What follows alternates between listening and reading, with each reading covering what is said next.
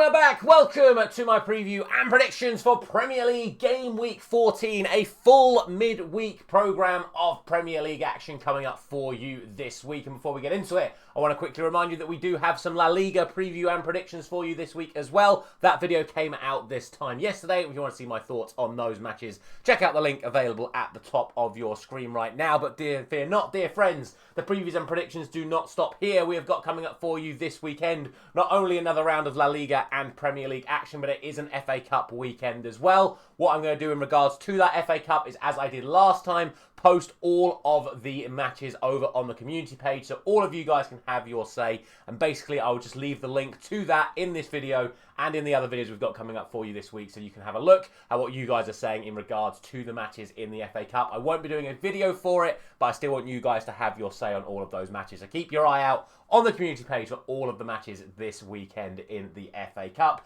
And of course, as always, before you get into this video, if you haven't done so already, please do consider dropping a like on it, and of course share it with a friend. Subscribe to the channel if you're new around here with notifications turned on so you don't miss out on any of the stuff we've got coming up for you over the course of the next couple of weeks. We're of course back to European action next week as well. And if you want to gain access to even more thoughts on more leagues in this channel, then what you can do is hit the join button at the bottom of your screen to become a member. That'll give you access to all of my thoughts on everything going on in France, Germany and Italy when it comes to the Bundesliga, Serie A and Ligue 1 respectively. As for today then, we have got multiple matches coming up for you, including matches taking place tonight. So fantasy football fans, if you haven't sorted your teams out and it is still before 6 o'clock this evening UK time, you can still get your fantasy football done before the first matches kick off tonight, because the first matches kick off at 7:30 tonight, and the first of those is Bournemouth taking on Everton. And coming into this for the home side, for a brief moment, it looked as though their momentum was getting shifted once again and their bad patch was finally over. But after a controversial, and it was controversial, the comeback from Sunderland at the weekend, it now means that Bournemouth are 4 games without a win and have lost 3 of those 4, including losing 3-2 to Sunderland this weekend after being 2-0 up. They will now be hosting Everton, who after 2 great performances against Fulham and Manchester United were then completely destroyed at home by Newcastle this weekend. 4-1 it finished after Newcastle went 4-0 up. So coming into this, it is actually quite hard to really put your faith in either of these sides after what happened to them both at the weekend respectively. In terms of the teams, it was a very, very chaotic match between Bournemouth and Sunderland, and as a result, 3 different Bournemouth players are going to be suspended for this match. Senesi and David Brooks both reaching the 5 yellow card threshold, and then Lewis Cook was sent off for a forearm to the face, straight red card. They are all going to be suspended for this match. Idrissa Gana Gueye remains suspended for Everton by slapping Michael Keane in the face against Manchester United last weekend. In terms of the head-to-head record, it's actually really favourable in terms of Bournemouth. They've actually won the last 4 meetings between these sides, including 3 occasions last season where they won both Premier League games home and away, and also knocked Everton out of the FA Cup as well. After recent weeks, I feel like that result is less likely here, but I still think it is the most likely result of the 3 outcomes. So I am going to go for Bournemouth's run to end here, and I'm going to give them the home win. I'm going for a 3-2 victory to Bournemouth. I do think we're going to see a hell of a lot of goals in this game. The other early kickoff tonight is Fulham taking on Manchester City, and just to sort of stress how close the Premier League is right now, between Fulham in 15th and Brighton in 5th, there are 5 points in the Premier League right now. Between Fulham in 15th and Nottingham Forest in 16th, there are 5 points. That is how close it is in the top half of the Premier League right now. 5 points between 5th and 15th, the same gap between 15th and 16th. But for Fulham, it's been a relatively good turnaround in their form over recent weeks, winning 3 of the last 4 matches, including an incredible away win at Tottenham this weekend. They now face a Manchester City side who, after back-to-back defeats, needed a stoppage time winner to win at home to relegation zone Leeds. So you'd certainly say Manchester City aren't over their mini blip right now, but they did manage to pick up a victory at the weekend. In terms of the team news, there's actually no fresh concerns for either side coming into this, but I would say it is quite likely we see some rotation from both. Both sides have relatively deep squads, that aren't really affected by players coming in and out of it. So I think we could see a bit of rotation from either side here. Remember how we spoke about how Bournemouth have won their last 4 games against Everton? Well, Manchester City's record against Fulham is slightly better than that. They have won their last 18 matches against Fulham, and that dates back to a 2-2 draw in September 2011. Every single match since then has been won by Manchester City. Again, I do think this is a real opportunity for Fulham to end that run here after the couple of weeks that they've had and the couple of weeks that Manchester City have had.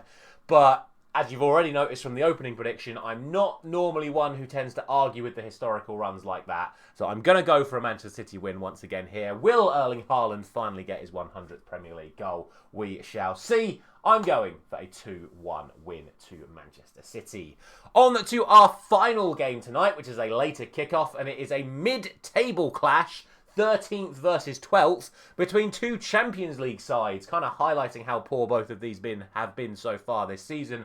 But what you would say is after the last couple of weeks, you'd certainly have the home side, the side in 13th, as the favourites coming into this match, because it is back-to-back wins for Newcastle after beating Manchester City at home a couple of weeks ago. They then won 4-1 at Everton this weekend. Should be noted, they did lose to Marseille in the Champions League in midweek in between. For Spurs, though, it is 3 defeats in a row and 4 games without a win after yet again losing at home this weekend to Fulham, as we just mentioned. They've got a real tough task here going to St James's Park, where you wouldn't really fancy them to get the result. In terms of the team news, for Newcastle, there are still doubts over Nick Pope and Sven Botman, both of them missing the game at the weekend and both unlikely to return here, but they have a lot of cover in those positions. Of course, Aaron Ramsdale and plenty of centre-back options for Newcastle. For Spurs, no fresh concerns for them, although there is a very, very slim chance we could see Kulusevski for the first time this season, and Dominic Solanke is not far away either. I think it'd be a surprise if we saw them in this game, probably more likely at the weekend, but they are both very close to a return. For the third game out of 3, there is actually a quite clear head-to-head record winner between these two sides, because Newcastle have won the last 4 meetings. Absolutely incredible how that has happened in all of the games taking place tonight. And again, after the last couple of weeks, you'd have to fancy that Newcastle are going to make that 5 wins in a row here. I'm going for a 3-1 victory to Newcastle. Again, I do think both sides are probably going to score here, but you'd have to say Newcastle are the side with the momentum as things stand.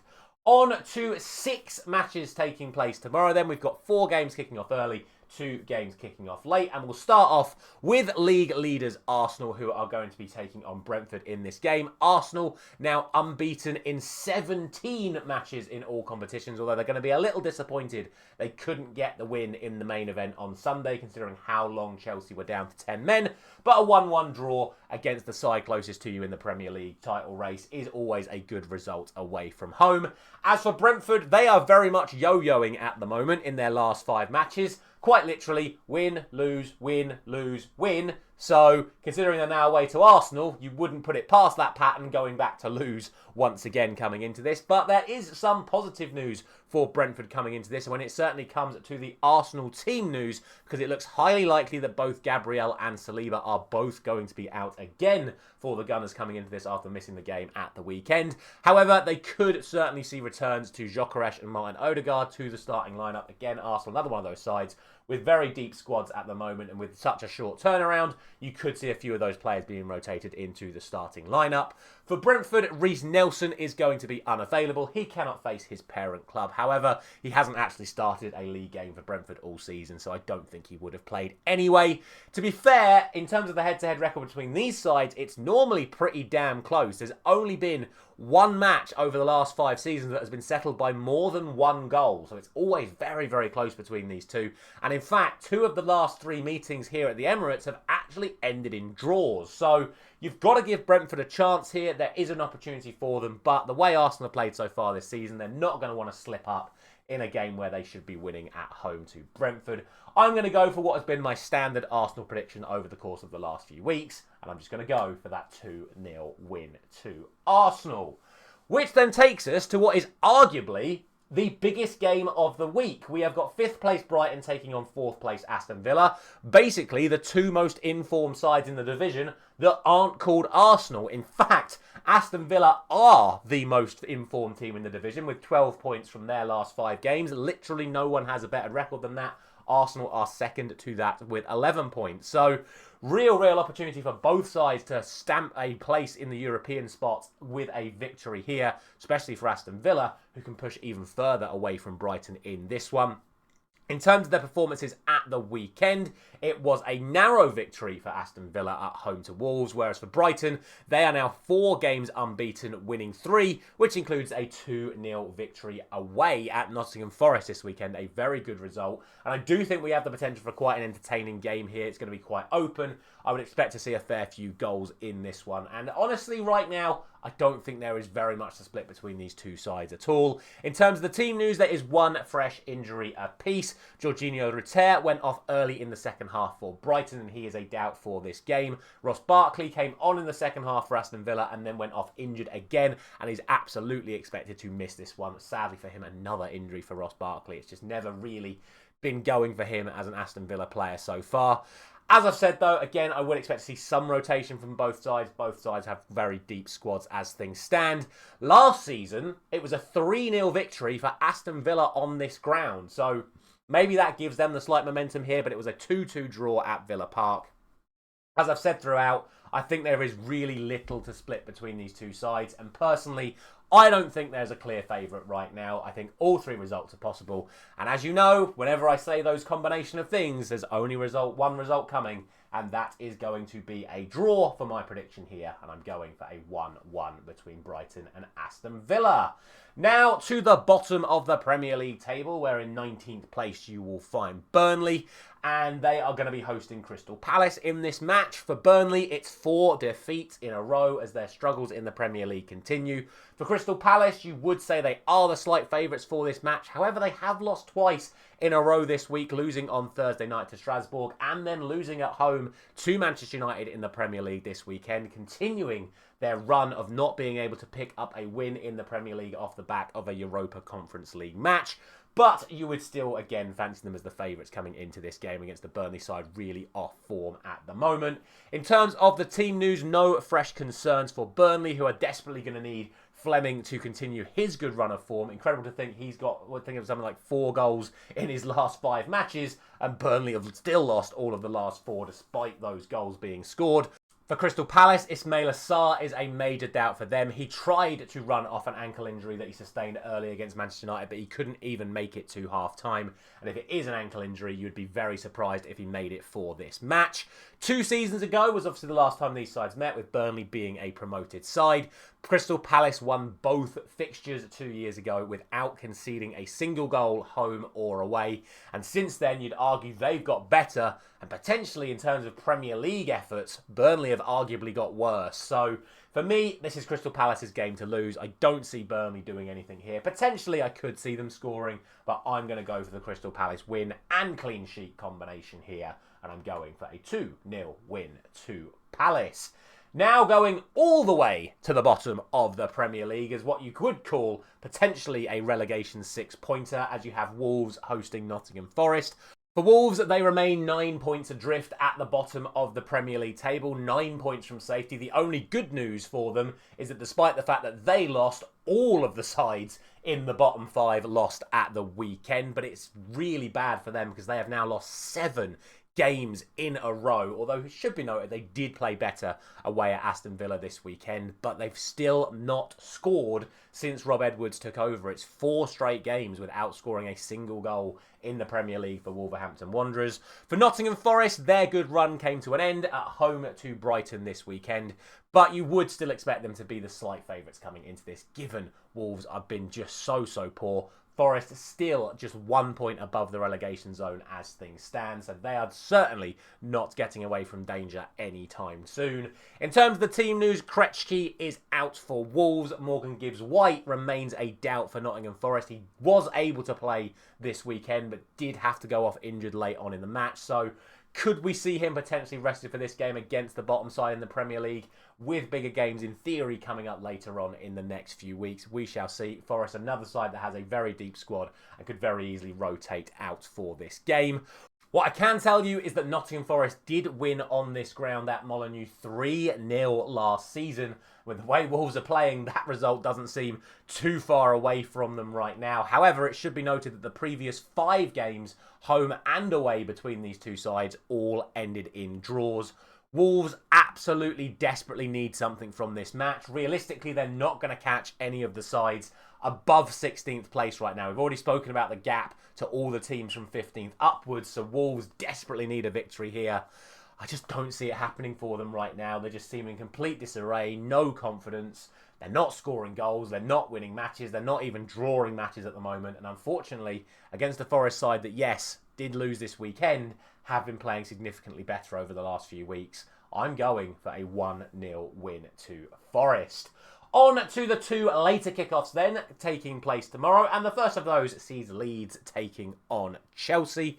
Leeds, if we're being honest, probably quite unlucky not to get something from the Etihad this weekend, after coming back from 2-0 down to pull it back to 2-2 before Phil Foden's stoppage time winner for Manchester City. And unfortunately for Leeds, that does mean it's 4 defeats in a row for them, with some in Ellen Road in the fan department, shall we say, calling for Daniel Farke's head, which I think is incredibly harsh when you think they're just 1 point from safety as things stand.